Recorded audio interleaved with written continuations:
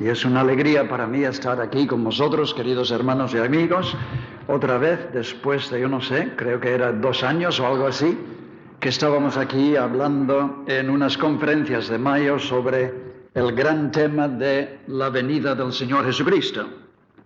A mí me parece casi como ayer, yo no sé si hay algunos aquí que estaban entonces y se acuerdan, pero es una alegría volver a estar con vosotros y volver a tener comunión y veros aquí a todos, y espero que el Señor nos va a bendecir en esta noche y en estas noches sucesivas. El título de esta noche es el título importante, ¿Hay un Dios? Y supongo que todos o la mayoría habréis tenido un folleto y veis el temario para toda la semana, pero este es el título de hoy, y con esto en mente vamos a leer algunas partes o algunas palabras, mejor dicho, de la palabra de Dios en la epístola a los Romanos y el capítulo 1. Os invito entonces, si tenéis Biblias, y si no, por favor, simplemente escuchar la lectura de la palabra de Dios, que es en Romanos 1, comenzando en el verso 18. Toda la palabra de Dios es solemne, por supuesto, pero estas palabras en Romanos 1 son sumamente solemnes e importantes. Y comienza el versículo 18 con estas palabras: porque la ira de Dios ya se revela desde el cielo contra toda impiedad e injusticia de hombres que detienen con injusticia la verdad. Porque lo que de Dios se conoce les es manifiesto, pues Dios se lo manifestó. Porque las cosas invisibles de Él, esto es de Dios, las cosas invisibles de Dios, es decir, su eterno poder y su deidad, se hacen claramente visibles desde la creación del mundo, siendo entendidas por medio de las cosas hechas, de modo que no tienen excusa. Pues habiendo conocido a Dios, no le glorificaron como a Dios, ni le dieron gracias, sino que se envanecieron en sus razonamientos, y su necio corazón fue entenebrecido. Profesando ser sabios, se hicieron necios y cambiaron la gloria del Dios incorruptible en semejanza de imagen de hombre corruptible, de aves, de cuadrúpedos y de reptiles, por lo cual también Dios los entregó a la inmundicia en las concupiscencias de sus corazones, de modo que deshonraron entre sí sus propios cuerpos, ya que cambiaron la verdad de Dios por la mentira, honrando y dando culto a las criaturas antes que al Creador, el cual es bendito por los siglos. Amén. Yo supongo que nunca, queridos amigos, en toda la historia de la humanidad, por cuanto vamos desarrollando en tantos aspectos y en tantos sentidos, algunos buenos y muchos malos, vuelvo a decir que tal vez nunca en la historia de la raza humana en este planeta Tierra hay tanta confusión sobre este problema, esta pregunta, esta cuestión de Dios, que si le hay, y si le hay, ¿cómo es Dios? ¿Y qué tiene que ver con nosotros? ¿Y qué tenemos nosotros que ver con Él? Unos dicen una cosa, y otros dicen otra cosa, y otros dicen otra cosa también, y las cosas que se dicen son miles y miles de cosas diferentes. Y parece ser que ni siquiera en el día de hoy los teólogos que se llaman cristianos se ponen de acuerdo. Y como consecuencia el pueblo llano tiene una confusión tremenda si quiere saber estas cosas con profundidad y seriedad. Hay muchos que no saben por dónde andar. Hay muchos que tienen una confusión tan grande que no saben qué pensar, no saben por dónde coger la cosa. Y hay muchas personas que ya se han desanimado de tal manera que han dejado la religión totalmente por imposible, porque no hay quien lo entienda, porque aún los grandes predicadores no se entienden entre sí. Esta es la triste realidad en el día de hoy, de esa cuestión de que si hay un Dios, una cosa tan importante, tan fundamental, tan básica, la primera cosa de la cual la palabra de Dios trata, como veremos más adelante. Hay algunos que dicen que es muy dudable de que haya un Dios personal y real allí afuera, en un supuesto mundo sobrenatural por encima de nuestro mundo material de aquí abajo. Hay muchos, aún teólogos, que dicen que eso es muy dudable. ¿Por qué? Porque ahora estamos en pleno siglo XX. Y ahora hemos hecho muchos descubrimientos, y ahora la ciencia ha progresado mucho, y ahora hemos descubierto los inmensos secretos de este universo tan maravilloso y tan misterioso en el cual nosotros vivimos. Y hemos descubierto unas leyes, dicen ellos, básicas, físicas, constantes, que son las leyes que hacen mover todas las galaxias y todos los mundos, y todas las estrellas y el planeta Tierra y todas las cosas que hay en el universo. Y ya que hemos descubierto que todo esto funciona a base de unas leyes bien definidas, concretas, constantes, unas leyes físicas, materiales, pues no hay en el día de hoy ni lugar para Dios, ni necesidad para Dios. ¿Qué necesidad hay para Dios si todo funciona de una forma automática y mecánica?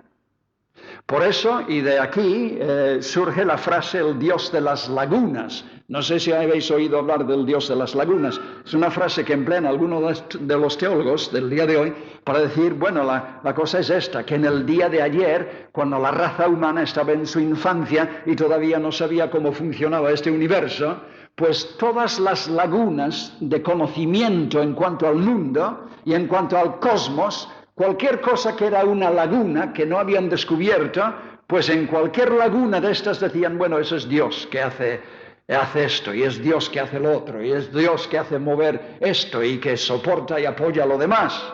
Pero ahora, como hemos descubierto que no es Dios, sino que son leyes físicas, poco a poco ya no necesitamos a Dios, porque vamos llenando las lagunas de nuestro conocimiento con conocimiento preciso y exacto de cómo funciona nuestro universo. Dios ya sobra, por lo tanto. Y es muy dudable de que haya un Dios personal real allí afuera en un supuesto mundo sobrenatural. Unos dicen esto, incluso algunos que se llaman teólogos. Hay otros que dicen, bueno, y aunque lo hubiera, que es muy dudable, pero aunque lo hubiera, será un Dios de todas formas muy distante, muy desconectado de nosotros y muy desinteresado de nosotros aquí en este planeta Tierra. Fíjate cuán grande es el universo. Parece que dicen en el día de hoy que debe de ser infinito. Por lo tanto, si hay un Dios en un supuesto mundo sobrenatural más allá de nuestro mundo, o universo que en sí es infinito, pues tiene que ser muy distante, estar muy distante y muy desconectado de nosotros. Y además un Dios que si lo hay, un Dios que lo echó todo a rodar en un principio, pero después puso las leyes y se ha desentendido. Y un Dios, por lo tanto, no solamente distante, desconectado, desinteresado, pero un Dios que no interviene en la historia de nuestro mundo, ni puede intervenir. Allí está lo gracioso. Yo no sé si vosotros podéis imaginar un Dios que no puede. Para mí es una contradicción de términos. Pero la gente habla así, será un Dios, si lo hay, tan distante que, en fin, para el caso no existe. Porque no interviene en nuestra historia, ni en nuestras vidas humanas particulares, ni puede intervenir. Hombre, ¿por qué no puede intervenir? Porque, hombre, hay unas leyes físicas, y esas leyes son constantes, e inflexibles, e inalterables. Así que mismamente Dios, si le hay, no puede intervenir, no puede suspender esas leyes porque son constantes y son inflexibles. Así argumentan algunas personas.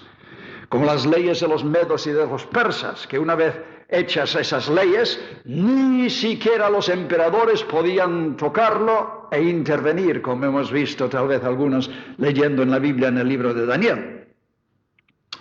Y hay otros que dicen que de todas formas este concepto de Dios, si existe, pues no es un concepto de un Dios personal allí afuera. Eso ya está pasado de moda, dicen ellos, teólogos entre ellos. Yo no sé si os acordaréis que hace algunos años, tal vez allá por los años 60 o tal vez a finales de los años 50, no recuerdo, un famoso libro, terrible libro, que se escribió por un teólogo inglés. Creo que la traducción en español es honesto para con Dios. Y la idea de que no, este concepto de Dios no es un concepto de un Dios auténtico, real, personal, allí flotando en el aire, como un gigantesco Papá Noel para dar regalos a los hombres, o un ogro para dar palos cuando no se comporta. No, esto no es el concepto que se puede tener en el día de hoy. Dios está, dicen ellos, en el fondo de nuestro ser. Yo no sé si eso se puede explicar muy bien, pero dicen que más o menos la idea es que cuando el hombre o que Dios, la idea de Dios es simplemente una expresión de una idea o de un ideal que todo el hombre busca, un ideal. Y que cuando el hombre de por sí se realiza plenamente en grandes experiencias personales, experiencias internas, cuando consigue experimentar el amor, cuando consigue experimentar el bienestar y la paz consigo mismo y con todo el mundo en su alrededor, cosa que es muy difícil, cuando consigue una armonía perfecta en su personalidad y en su contorno, cuando consigue una hermandad y una compasión, estas experiencias le realizan al hombre. Y esta realización de experiencias, de aspiraciones, esto es Dios en nosotros. Y que no hay un Dios allá afuera. Es la realización de las aspiraciones más profundas del ser humano. Y cuando Él realiza esas aspiraciones, esto es Dios. Dios es un ideal. Dios es un conjunto de experiencias personales. Dios es cumplir unas aspiraciones. No hay un Dios personal allá afuera. Y esas no son las únicas teorías. Podríamos estar aquí toda la noche con teorías, y yo no voy a estar con teorías, pero de paso se ha dicho, queridos hermanos y amigos, que sí que hay otra teoría también, que dice lisa y llanamente que no hay Dios, que el hombre es Dios. Eso sí que es una teoría muy seria, ¿eh? Lisa y llanamente el hombre, solo, por su tremenda capacidad intelectual y por su poder y por su listeza y por sus conquistas y por sus triunfos, triunfará por fin sobre todas las adversidades de la vida en el planeta Tierra y por fin llegará a ser maestro de todo y señor y dueño de todo. Conquistará todo, dominará todo. Conquistará las enfermedades que le matan también y tal vez la misma muerte. Y un día el hombre que por sí es Dios, Él conquistará y no hay otra realidad fuera del hombre.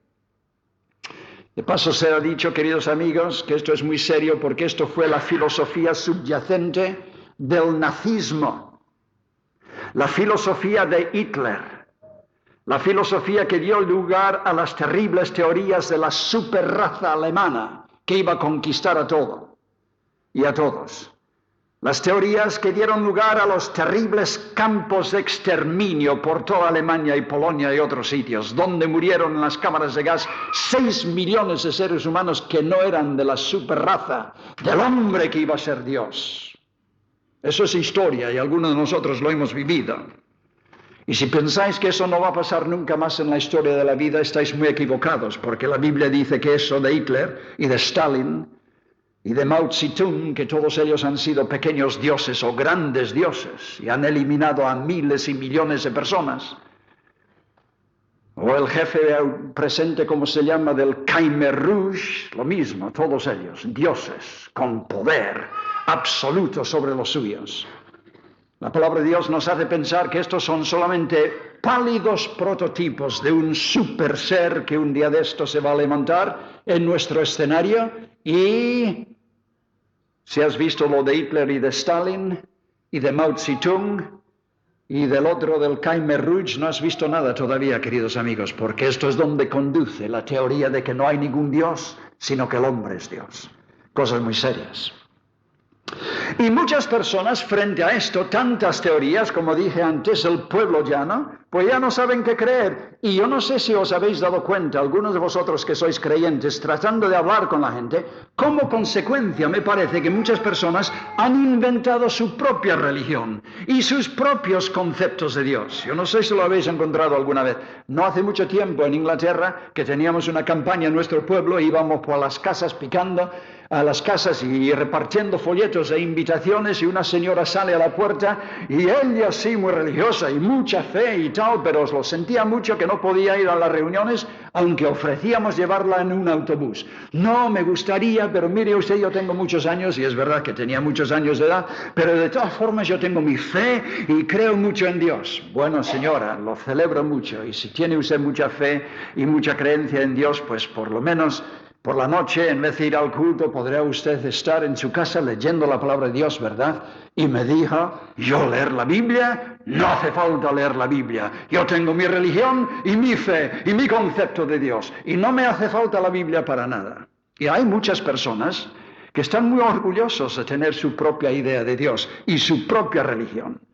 Y tal vez hasta cierto punto no extraño, oye, hay tantas opiniones de Dios, tantas teorías, cada teólogo con su tema, pues ¿por qué no tengo yo que tener mi tema también? Y están muy orgullosos de que ellos tienen sus conceptos individuales de Dios. Ni creen necesariamente en lo que dice el Papa, ni los curas, ni los evangélicos, ni los predicadores, ni la Biblia. Déjenme en paz, yo tengo mi religión, yo tengo mi fe peculiar en Dios, y esto me vale para mí. Usted vaya a hacer gárgaras o cualquier otra cosa porque no me hace falta. Estas son las opiniones que la gente tiene de Dios en el día de hoy. Y es una confusión tremenda, es una grande lástima porque es una cosa tan importante, tan tremendamente vital. Se cumple el refrán castellano que dice, cada maestrillo con su, ¿cómo se dice eso? Con su estribillo, algo por decirlo, ¿no? Es que en Castilla lo decíamos más lisa y llanamente. Castilla, donde yo me crié, decíamos cada tonto con su tema, pero yo no quiero ofender a nadie. Pero es un poco eso, cada tonto con su tema. Yo no quiero ofender a nadie en esta noche, querido amigo, pero sí que quiero decirte que ni tus opiniones de Dios, ni mis opiniones de Dios, si son simplemente mis opiniones, ni las opiniones de los grandes teólogos, sean de derecha o izquierda o en medio o donde sea, ni las opiniones de nadie vale dos gordos, o como se dice eso, no vale dos pepinos, no vale nada. No vale nada. Por las siguientes razones. Ahora yo quiero decir tres cosas muy básicas que anuncia la Biblia y después os diré por qué, o lo veréis al final.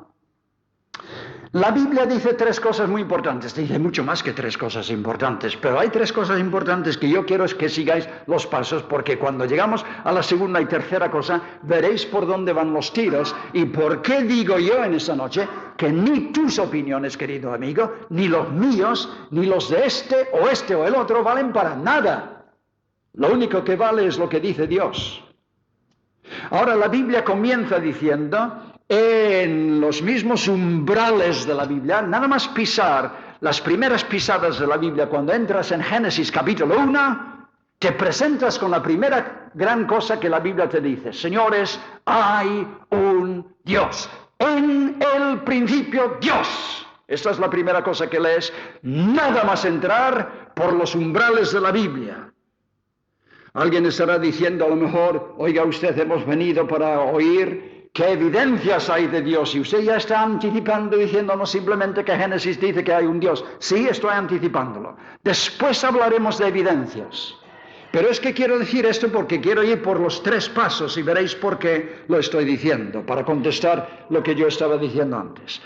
Está diciendo, señores, que detrás de este inmenso universo, y sí que es inmenso, como estábamos diciendo en Granollers ayer, cada vez que inventan telescopios más grandes, encuentran que más espacio hay y más infinidad hay, y no ven el fin de todo esto. Y hay teorías que el espacio mismo en nuestro alrededor es infinito. Yo no sé si eso será verdad o no. Pero en fin, Dios sí que es infinito. Y el mundo sobrenatural es infinito. Pero lo que la Biblia nos está diciendo es que en este inmenso universo, está diciéndonos, señores, este inmenso universo no es un universo vacío y no estamos solos. Yo no sé si sabéis que esto es uno de los problemas que parece que más afecta al ser humano en el día de hoy, o multitudes de científicos y gente de mucho cerebro y estudios están locos por saber si puede ser verdad o no es verdad, que si somos o estamos solos en este inmenso universo. ¿Les parece mentira? Y cuando lo ves desde un punto de vista es que parece mentira. Pensar que aquí estamos en un pequeño planeta Tierra, que es un pequeño planeta, que es una migaja en la inmensidad de la bóveda del cielo, de la Vía Láctea, que no es nada. ¿Y será posible que nosotros somos el único sitio en todo el universo donde hay seres inteligentes?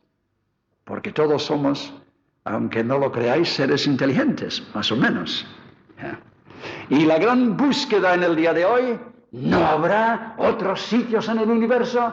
Hay millones de estrellas, nuestro Sol es simplemente una estrella. Tiene que haber millones de planetas más como la nuestra que tiene el ambiente ideal para producirse vida. No será posible que en alguna esquina de alguna parte de la Vía Láctea, galaxia de la Vía Láctea, otras galaxias pueda haber otros seres inteligentes. Yo no sé si vosotros sabéis o no, pero los americanos hace años han lanzado artefactos al espacio con toda una serie de información, de grabaciones, de dibujos, de informaciones en cintas y yo no sé qué otras cosas, y está surcando los aires inmensos arriba, ha pasado ya del sistema solar, está entrando y adentrando en la galaxia de la Vía Láctea, tratando de buscar a alguien, algún ser inteligente en alguna parte de nuestro inmenso espacio, a ver si hay otros seres inteligentes aquí. Hasta ahora no lo han encontrado. Pero parece ser una pasión. Pero ¿cómo puede ser posible que estamos solos? Y si tú dijeras mañana en la prensa, señores, mañana en la Plaza Cataluña o algún sitio de esos céntricos o en Montjuïc de Barcelona, vamos a tener una reunión para todos los interesados e información del día sobre hombrecitos verdes en Marte. Y si hubiera un hombrecito verde para traer con el conferenciante, ya verías cómo la gente iría, muchos más de los que están aquí en Verdi esta noche. Pero diles, señores, ya les podemos decir que este inmenso universo no está vacío. Hombre, ¿no está vacío? ¿Qué? ¿Cuáles son las últimas noticias? Señores, hay un Dios en este universo. Y el hombre no está solo en su planeta Tierra. Y cuando les dices eso, la gente no se interesa. ¡Bah! No me hables de Dios. No quieren saber. Esto es lo que dice Romanos 1. Tratan de suprimir la idea de Dios. No les interesa. Prefieren estar solos con todas las ansiedades que eso les da. Pero háblales de Dios y no quieren saber. Pero la Biblia dice que aunque lo quieras o no, hay un Dios allá arriba. Ahora, esa es la primera cosa que la Biblia dice. La segunda cosa que la Biblia dice, y esto es inmensamente importante, es que Dios es lo que los teólogos llaman trascendente. ¿Eso qué quiere decir? Pues que Dios no es como nosotros. Dios es totalmente diferente a nosotros. Dios es puro espíritu y eso es algo que nosotros malamente entendemos. Dios no entra dentro de nuestras categorías de experiencia. Dios es diferente. Está fuera, vive en otra dimensión de vida que la nuestra, una dimensión que nosotros nunca hemos tocado, nunca hemos conocido, nunca hemos experimentado. Una dimensión fuera de nuestras dimensiones de tiempo y espacio. Además dice la palabra de Dios que Dios es inmortal, es invisible. ¿Y cómo vamos a conocer a un Dios invisible, por favor? Allí está parte del problema. ¿Y usted cómo nos va a predicar un Dios invisible si tampoco le ha visto usted? Allí está parte del problema. Cuando hablas a la gente de Dios, hombre, ¿usted ha visto a Dios? Bueno, pues ¿dónde, cómo sabe que está allí? Habréis tenido a lo mejor esa experiencia y problema. Dice la palabra de Dios que en cuanto a Dios trasciende el tiempo y el espacio, vive en otra dimensión de vida, es puro espíritu, es inmortal, es invisible, mora en luz inaccesible, que nadie ha visto nunca ni puede ver. Esto es Dios, si lo podéis imaginar. Dios es totalmente inescrutable, otra palabra que emplean los teólogos. Tú y yo, por lo tanto, no, y esto es lo importante, a esto quiero llegar. Tú y yo, por lo tanto, querido amigo, tú que tienes tu teoría de Dios y yo que puedo tener la mía, aunque gracias a Dios yo desde hace tiempo he dejado mis caminos y mis pensamientos y vuelto a Dios y he aceptado sus pensamientos y sus caminos. Pero si Dios es así, si Dios es trascendente en esta dimensión de trascendencia, ni tú ni yo lo podemos descubrir, no lo podemos describir, no lo podemos inventar, no lo podemos imaginar, no le podemos pintar, no le podemos esculpir, no podemos hacer nada de nada, porque no podemos ni siquiera imaginarle. Porque Dios es trascendente, escapa, digo otra vez, a todas nuestras categorías de pensamiento y de experiencia. Es algo que nosotros no podemos contener. por nosotros mismos.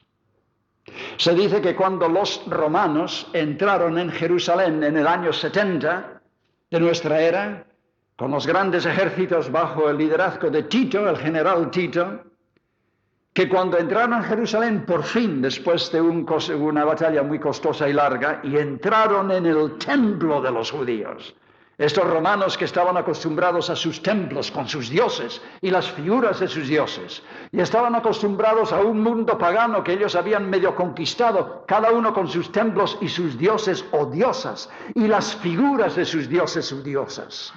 Antes de destruir el templo de los judíos, que era en sí parte de las fortificaciones muy fuertes de la ciudad, por lo tanto tenían ganas también de destruirlo, y lo destruyeron, como el Señor había dicho, que no quedaría piedra sobre piedra, y así fue. Pues en primer lugar entraron en masa en el templo para ver dónde está el Dios de los judíos y no encontraron ni similitud de Dios, ni pintura, ni escultura, ni estatua, ni imagen, ni ninguna representación de Dios en ningún sitio. Porque Dios lo había prohibido. ¿Por qué? Porque quería subrayar esta idea, que Dios es trascendente, no puedes reducirle a un ídolo. No puedes pintarle y dibujarle. Eso es lo horrible de muchas estatuas y dibujos que hay por España que se atreven a pintar a Dios y le reducen enseguida a la medida de un hombre, con una barba larga y faltándole el pelo encima, como yo he visto en algunos sitios. No se puede. Y Dios prohibió toda clase de cosas de ese tipo, porque Dios es trascendente. Cuando entrabas en el templo te dabas cuenta que estabas en presencia del Dios de la gloria, que no se le puede reducir a términos humanos. Escapa de nuestra experiencia y de nuestro conocimiento. Esto es muy importante, queridos amigos, para que tú tengas en cuenta que tú no puedes inventar tus propias ideas de Dios, porque Dios es trascendente. Es como si tú te encontraras en un inmenso palacio y tú estás ciego. Y tú crees que hay alguien en ese palacio, pero no sabes. Lo único que puedes hacer es andar a trompicones, palpando y vociferando. ¡Hay alguien! ¡Hay alguien! ¿Dónde estás? Contesta. Y tú estás allí, y tú ves, y tú le ves, pero él no te ve a ti. Y si tú no quieres, querido amigo, tú puedes pasar allí años y años y años viéndole, ir de habitación en habitación y tú quietamente esquivando y poniéndote en otros sitios y nunca te va a descubrir, nunca. A no ser que tú contestes, oye, sí que hay alguien, y soy yo, y me llamo Juan o Pedro, y aquí estoy, ven hombre, sigue el sonido de mi voz. A no ser que tú te extiendas hacia Él, a no ser que tú hables, a no ser que tú te reveles. Y esto es exactamente la posición y la situación con Dios, queridos amigos. Por definición, ya que Dios es trascendente, tú y yo nunca le vamos a conocer, a no ser que Dios nos hable, a no ser que Dios se revele. Esta es la cuestión importante, queridos amigos. Ni tus opiniones, ni las opiniones de los obispos de derechas o izquierdas o de lo que sea, a no ser que estén predicando lo que dice la palabra de Dios, vale para nada. La tercera cosa que la Biblia nos dice, aquí está la gloria del Evangelio y la gloria de la misericordia de Dios. No se ha quedado en silencio en su palacio, viendo cómo dábamos trompicones por todos los sitios, buscando y aceptando teorías, porque no tenemos otra luz o guía o dirección. La Biblia dice, y esta es la tercera cosa, que el Dios que está allí no ha guardado silencio. Esta es una frase que a mí me gusta mucho porque no es mía, es de un libro de Schaeffer, y a mí siempre me ha emocionado esto. El Dios que está allí y que no ha guardado silencio. Porque si hubiera guardado silencio, tú y yo nunca lo hubiéramos conocido, nunca. Y algunas de las palabras majestuosas de la Biblia, de las muchas que hay, son las palabras que se encuentran en Hebreos 1. Dios habiendo hablado. Vaya cosa más grande. En otros tiempos a los padres por los profetas. En estos últimos tiempos, de una forma superior y suprema, nos ha hablado otra vez en su Hijo, que vino a este mundo. que se nos acercó, que nos tocó incluso para guiarnos y llevarnos a la presencia de Dios, para que conociéramos a Dios de verdad. El Dios que está allí y que no ha guardado silencio. Dios ha roto el silencio. Dios se ha dado a conocer. Y Dios se ha dado a conocer, dices, bueno, habló a los padres por los profetas, ¿y dónde está todo esto? Aquí está, queridos amigos, en la Biblia. Y en estos últimos días nos ha hablado en su Hijo, por el cual Él mismo constituyó todos los mundos que tú ves en tu alrededor. ¿Y dónde está todo eso que Dios habló por medio de su Hijo? Aquí en la Biblia, queridos amigos. Antiguo Testamento y Nuevo Testamento. Entonces, a lo que yo voy es esto, queridos amigos. La Biblia es la revelación de Dios. La Biblia es lo que algunas veces llamamos la autorrevelación de Dios. La Biblia es primordialmente, antes de cualquier otra consideración, Dios dándose a conocer. En ese sentido, casi habría que decir que la Biblia es Dios, en ese sentido. No un Dios. La Biblia es Dios en el sentido de que mi voz soy yo. Me podríais oír decir en ese palacio, Pepe, que soy yo. Y diría, es Eric, porque conozco su voz. Y la voz soy yo. Y Dios ha hablado por su verbo, que es Cristo. Y ese verbo es Dios mismo. La Biblia es la autorrevelación de Dios y por lo tanto solamente sabremos de Dios si escuchamos lo que dice la Biblia. ¿Veis lo lógico que es esto, queridos amigos, y lo necesario? Ni tus opiniones, ni las opiniones de los teólogos necesariamente, a no ser que sean ellos o estén ellos predicando la palabra de Dios, ni mis opiniones, ni las opiniones de nadie. Ni cada tonto con su tema, por favor. Estamos delante de un Dios trascendente. Y solamente lo que Él dice será verdad. En otras palabras, queridos amigos, Dios es quien Él dice que es, no lo que tú digas o lo que diga yo. Y Dios es como Él dice que es, no como yo quiera inventarle o plasmarle en mis ideas y en mis filosofías. Ahora, en nuestro mundo occidental, en el día de hoy en el cual vivimos, tal vez la mayoría de las personas han sido enseñadas a creer en sus escuelas y universidades. Por lo menos en Inglaterra aquí ha habido una fuerza católica tan importante en tiempos pasados que tal vez no tanto. Pero estamos viviendo, queridos amigos, en un mundo, y lo vais a leer o lo vais a ver o lo leeréis continuamente, lo oiréis en el colegio, universidad, en revistas tan inocentes como la de selecciones de Reader's Digest, en programas de televisión sobre la naturaleza. El concepto detrás de todo esto es que todo esto ha sido como consecuencia de una evolución materialista y que por lo tanto no hay Dios porque no hay necesidad de él. O si lo hay, está tan distante que es como prácticamente como si no lo hubiera. Pero la filosofía científica reinante es que no hay Dios. Que todo esto que tú ves en tu alrededor es el producto de la evolución. Que la ciencia lo ha comprobado, nos dicen, de mil maneras. Es que yo he visto programas, he leído cosas y estoy ya harto, estoy hasta la coronilla de las cosas que dicen. Pero en fin, vosotros las conoceréis como yo, supongo. Que un día allá en el pasado inmenso, yo no sé hace cuántos millones y millones y millones y millones de años, cuando no había nada de nada de nada. Yo no sé si vosotros podéis imaginar nada. Es que tenemos que llegar a un punto donde no había nada, porque si había algo, entonces hay que decir, ¿y quién hizo ese algo? Aunque fuese una migaja simplemente. No, cuando no había nada de nada de nada. Vale. Y cuando no había nada de nada de nada, ¿qué pasó? Pues hubo un día, bueno, no un día porque no había ni siquiera días. Así que no es saber si era un martes, miércoles, jueves o qué hora era. Pero hubo una gigantesca explosión. Vaya grande la explosión. Y si tú dices un momento, por favor, ¿y cómo nada puede explosionarse? Entonces te dicen que no hagas preguntas tan tontas. Y como consecuencia de esa tremenda explosión, pues entonces las primeras partículas, los primeros átomos, flotando en un aire inmensamente grande y tal, sin ton ni son, todo de pura casualidad. Y algunos de estos elementos raros, yo no sé por qué y qué razón y cómo, se encontraron, se dieron un besito y comenzó la primera chispa de la vida. Y allí el primer protoplasma y los peces y los reptiles y los monos. Y después de los monos, nosotros.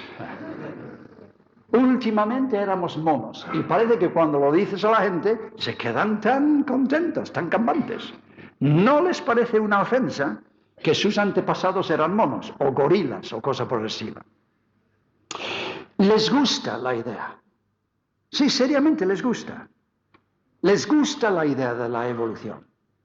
Que hemos evolucionado lentamente a través de inmensos periodos de tiempo, de pura casualidad, y que últimamente éramos monos colgados de nuestros rabos a los árboles, y ahora aquí estamos, señores, qué bonito la transformación, aunque algunos dicen que todavía tienen cara de mono, pero en fin. Y les gusta, ¿por qué? Romanos capítulo 1 nos lo dice. En el fondo, queridos amigos, porque el hombre es un ser pensante y además es un ser moral. Y siendo un ser moral, tiene un concepto del bien y del mal y sabe diferenciar entre el bien y el mal. Y siendo un ser pensante y moral, sabe en su corazón, aunque muchas veces no lo quiere decir ni a los vecinos ni mucho menos, sabe en el fondo de su corazón que no es él o ella lo que debe de ser. Y que si hay un Dios allí afuera que lo ha hecho todo, entonces él o ella es responsable delante de Dios. Y la idea de tener que morir y dejar la pequeña comodidad de nuestra casa y hogar y familia y este pequeño planeta Tierra y subir a esos inmensos espacios y encontrarnos con Dios, les trae por la calle la amargura porque están o serían responsables delante de Dios y teniendo una conciencia que les dice que todo no funciona bien en su vida, tienen un horror de tener que enfrentarse un día con Dios. Y por lo tanto cualquier teoría que desplace a Dios de su mundo, lo cogen y lo abrazan, aunque eso significa que antes éramos monos, no les importa. Cualquier cosa mejor que tener que enfrentarnos con Dios. Esto es solemne, amigos, pero es allí. Está allí.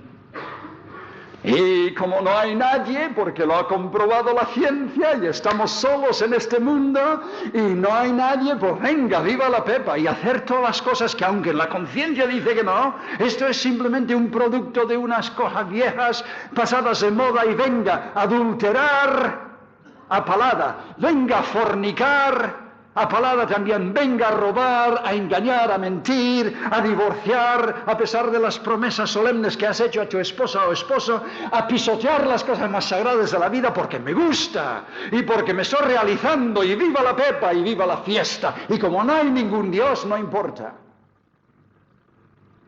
Y la sociedad de hoy está llena de eso, queridos amigos. En el momento que tú desplazas a Dios, esto es lo que pasa, y la final parte del capítulo 1 te pinta una sociedad moralmente podrida como en el día de hoy. El resultado de que ese Dios no está allí, o está muy distante y muy desconectado, y vete a saber, y además la ciencia ha probado y los científicos dicen.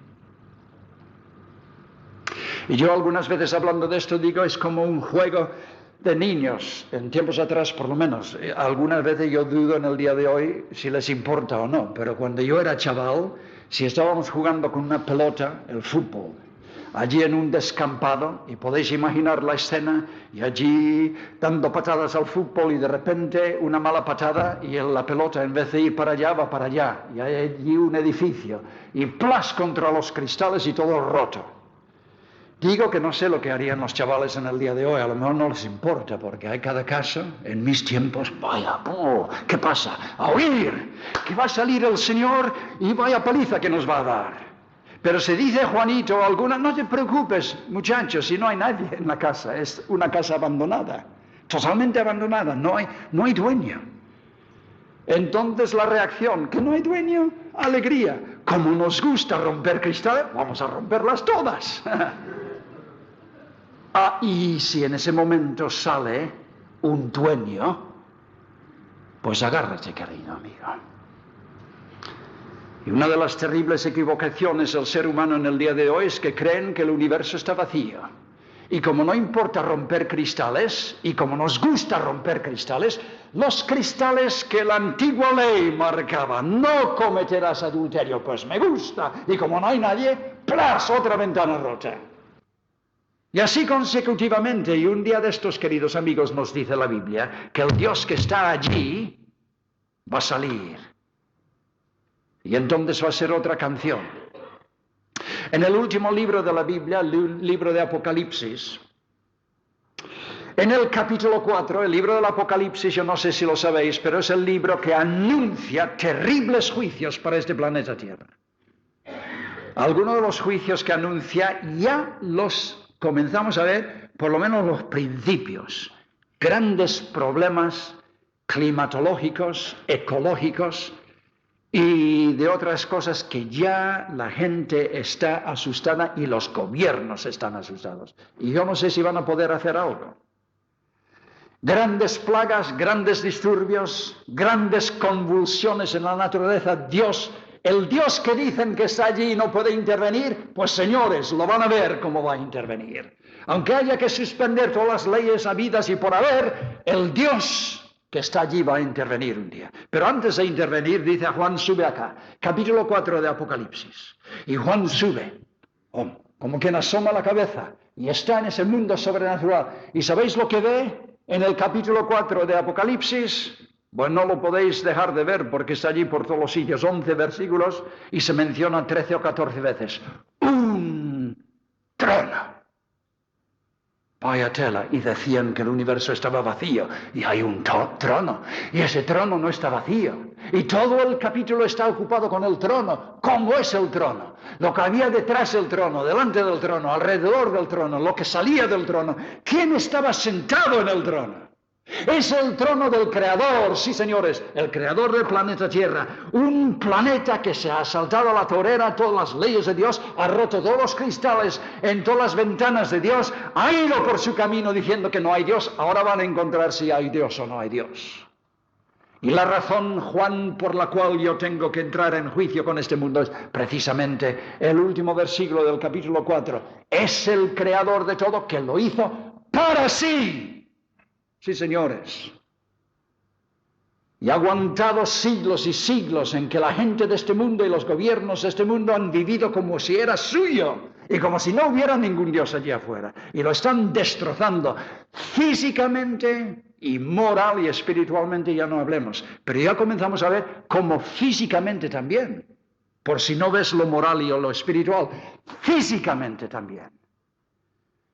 Hay unos daños ya en este mundo y en la atmósfera de este mundo tan grandes que son, parece ser, irrevocables. Nadie sabe a dónde va a conducir todo esto. Y algunas de las plagas del libro de Apocalipsis ya las comenzamos a palpar. Esto es serio.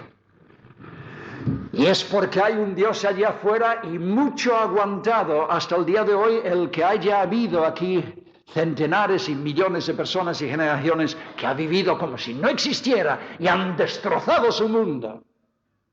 Y una de las cosas que se va a decir después de una serie de plagas es esto: ya era hora que intervinieras, oh Dios, a destruir a los que destruyen el mundo y a poner tu imperio y tu reino y tu administración en este sucio, enfermo mundo, este desquiciado mundo roto y retorcido por el mal en todos los niveles en que tú puedas imaginar.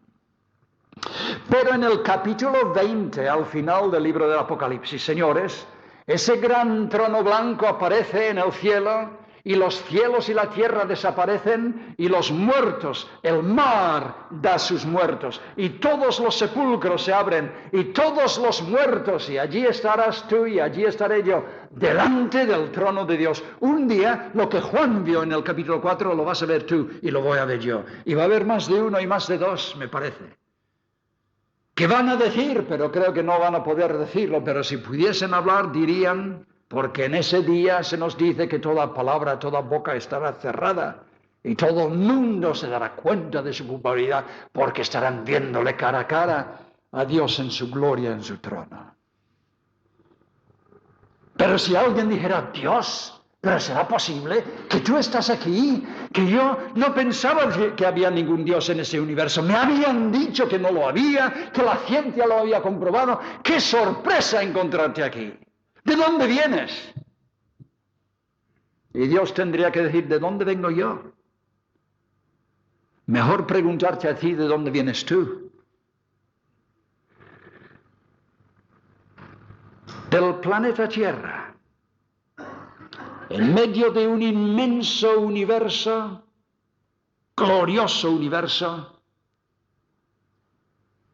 de una tremenda complejidad, de un tremendo orden, armonía, precisión, gloria, variedad. ¿De dónde creíste tú, amigo, que esto vino? Eso no se puede decir. Y eso no se puede argumentar así. Yo leí en una ocasión una cosa que me hizo mucho impacto.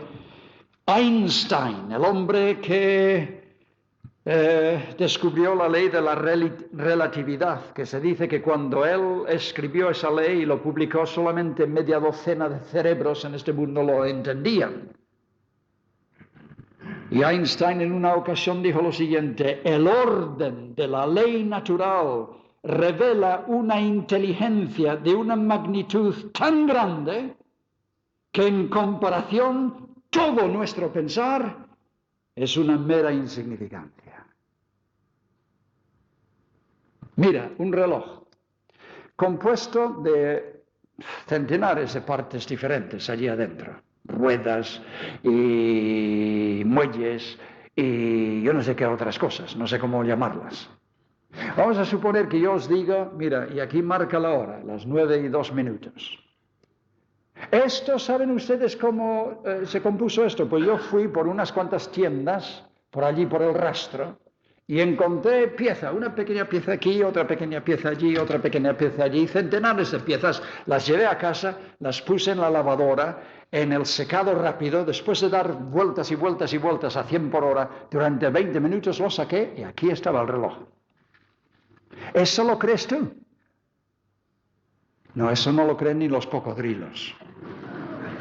Además que marque la hora, que marque la hora, que esté diciendo algo que es concreto y que es real, la hora. Sin embargo, en último término, queridos amigos, lo que da sentido a la hora de este reloj son los miles y millones de estrellas que se mueven ordenadamente por la bóveda del cielo, y así lo han hecho durante siglos y siglos y siglos, y ellos marcan la hora. Y ellos dan significado al tiempo que marcan este pequeño reloj. Y tú no crees que esto pudo ser hecho en una lavadora automática. Pero la gente dice que eso sí, no en una lavadora automática, pero por pura casualidad. Y Dios va a decir un día, queridos amigos, eso no. Y lo dice en Romanos 20. Porque las cosas invisibles de Dios, su eterno poder y deidad, se hacen claramente visibles desde la creación del mundo, siendo entendidas por medio de las cosas hechas, de modo que no tienen excusa. Y está en la palabra de Dios. No te pongas un día delante de Dios y decirle que tú has venido del planeta Tierra en medio de la inmensa galaxia de la Vía Láctea y veías cada noche las estrellas y contemplabas las maravillas de verano, de invierno, de otoño, los árboles, las flores y las 1000 maravillas que hay en este mundo, tan ordenado, tan preciso, tan exacto, tan constante. Y después vas a decirle a Dios que era todo una casualidad. Dios no te lo va a aceptar. Dios te ha dado evidencias serias y contundentes. Me dices que Dios es invisible, ¿cómo puedo conocerle? Aquí está, las cosas invisibles de Dios. Se hacen claramente visibles, su eterno poder y deidad se hacen claramente visibles. ¿Cómo y de qué manera? Desde la creación del mundo, queridos amigos. Nos ha rodeado con evidencias de su deidad, de su presencia, de su existencia, de su poder, de su gloria y majestad. De modo que no tienen excusa. Yo algunas veces he contado la historia de la Catedral de Wells en Inglaterra, que visitamos una vez cuando recién llegados en Inglaterra hace años con nuestra familia, Y no es que a mí me guste mucho catedrales, por muchas cosas, en fin.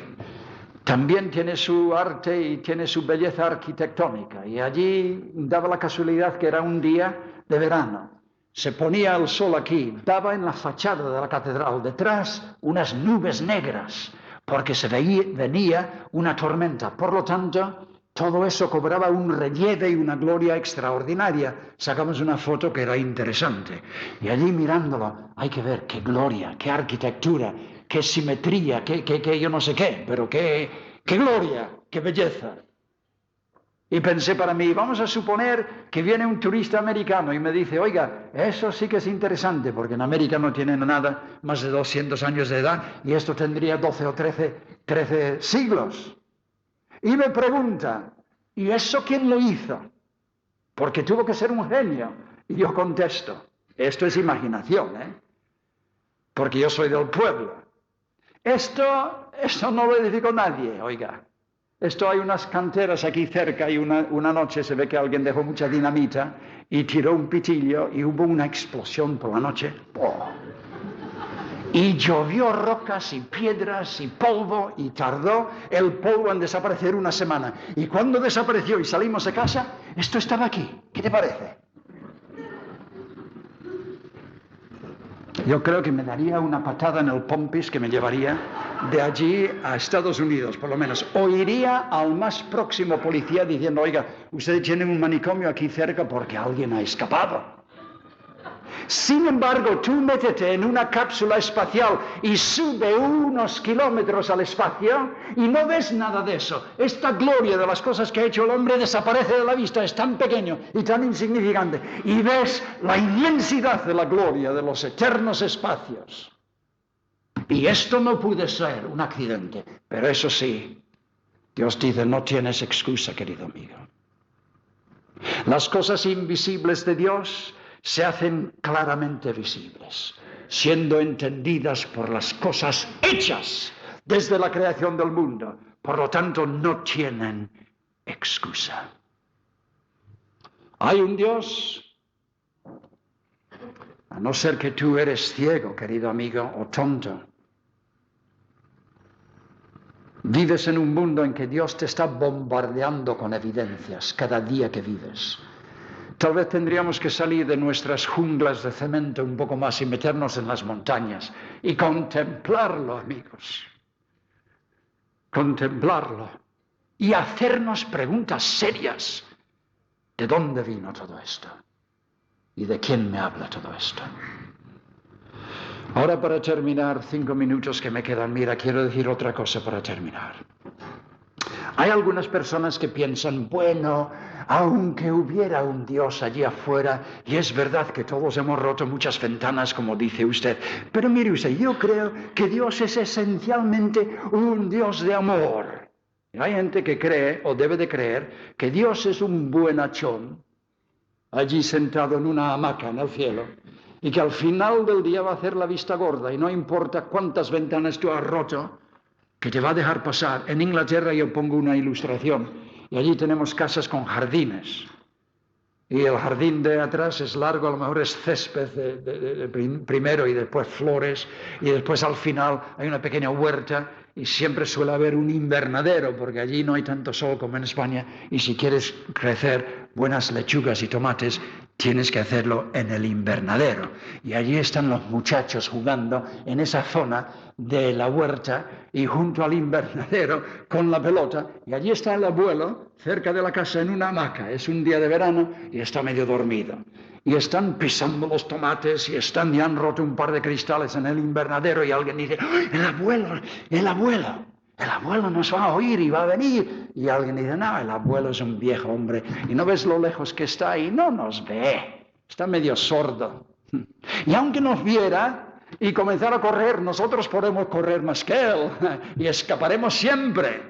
Y aunque nos cogiera al final, el abuelo es un buenachón, no hace nada a nadie. Y hay algunos que deben de tener de Dios ese concepto. Muy distante, no nos ve, no sabe lo que está pasando.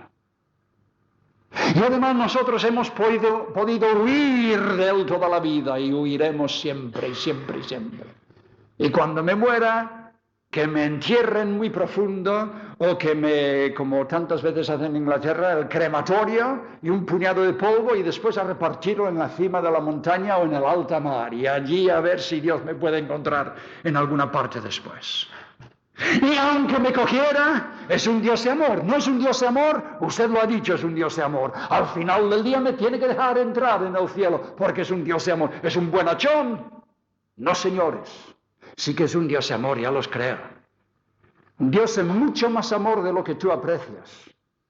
Y un amor auténtico, no una cosa sentimentaloide e incorrecta como tú puedes pensar. Pero hay un hecho en la historia que se evidencia para ti, querido amigo, y para todos los que estamos aquí en esta noche, que ese Dios que está allí es un Dios inflexible también. Y no va a dejar a cualquiera entrar al final del día en su hogar celestial. No, señores. Y escucha la evidencia que está en la historia, que tú tienes que saberlo. Él que no perdonó a su propio Hijo, sino que lo entregó por cada uno de nosotros. ¿Habéis oído de la cruz del Calvario? ¿Sabéis quién murió en la cruz del Calvario? ¿Sabéis por qué? El unigénito Hijo de Dios, el más querido, el ser más querido por Dios en todo el universo. Cuando se hizo personalmente responsable de mis pecados, de toda mi fealdad, cuando se hizo personalmente responsable de todo mi engaño, de toda mi suciedad, de todo mi egoísmo, de todo mi orgullo y el tuyo también, Dios no hizo la vista gorda, queridos amigos. Y a pesar del hecho de que era su unigénito Hijo, Dios no le perdonó. Y subió por el inmenso espacio del universo ese tremendo clamor como de un huérfano. Dios mío, ¿por qué me has abandonado? ¿Y tú crees que un día tú, ¿cómo te llamas? Pepe o María, vas a entrar tranquilamente en la casa de Dios diciendo, aquí estoy yo, Señor, yo sé que no he sido todo lo bueno que debería haber sido, pero he intentado, más o menos. Y tú, como eres un Dios de amor, has interpretado muy mal el carácter de Dios, querido amigo. Pero aquí está plasmado en la Biblia el carácter de Dios. Dirás, Dios es duro. Dios no es un Dios de amor, sí que es un Dios de amor. Pero Dios odia con todo el odio de su santo corazón todo lo que es pecado. Porque es el pecado que ha hecho los estragos terribles que llenan el mundo en el día de hoy. Es el pecado que ha llenado el mundo de lágrimas y de miserias y de desgracias. Es el pecado que ha llenado el mundo de miles y miles y millones de cementerios por toda la faz de la tierra y de cadáveres por millones sin contar. Es el pecado que ha hecho.